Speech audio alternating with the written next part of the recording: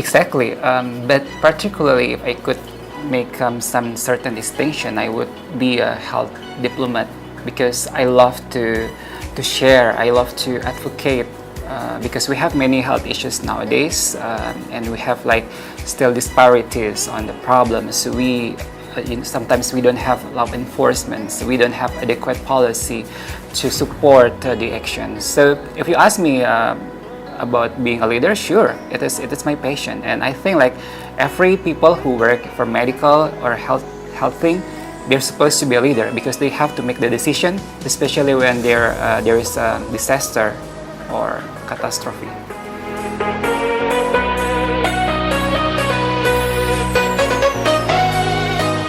Exactly, because I see like sometimes in Indonesia we have many issues which is actually Indonesia is struggling very much things. We are struggling for non-communicable disease as well as infectious disease. Plus, in addition, we are facing for the emerging and re-emerging infectious disease, which is quite a big homework to the government.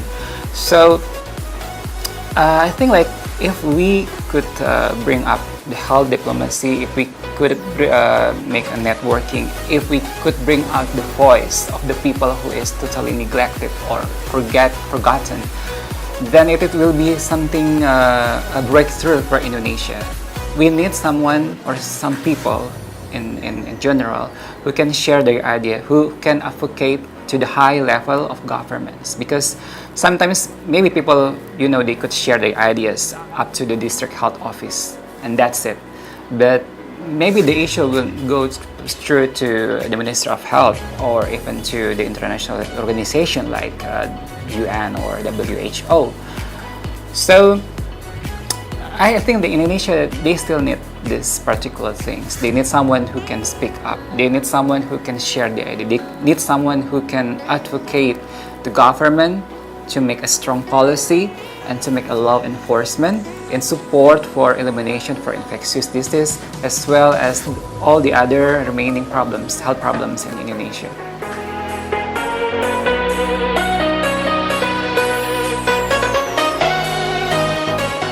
Actually, Global Health Leaders is very new for me. It's mind-blowing because what I know is medical professional. I just work with nurse, with pharmacy or epidemiologists. But working together with VETs, veterinary medicine, it is totally new. I mean, when we could create a collaborative research with them, it is totally new. And this is the moment when I learned the importance, the raging issues of One Health approach, because we as human, we contact with the human, with the environment as well as the animal. And in my place in Manado, we have a very strong connection and close contact with animals.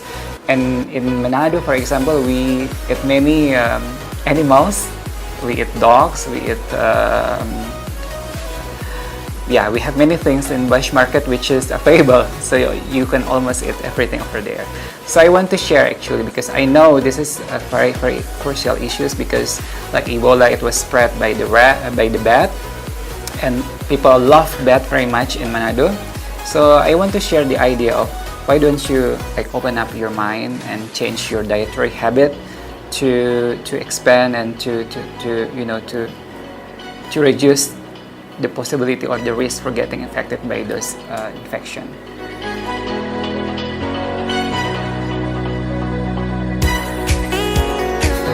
So as you're watching this video, there are probably out there many people suffering for diseases, for infectious disease, non-communicable disease, and many things that contributed to as the result of having the disease.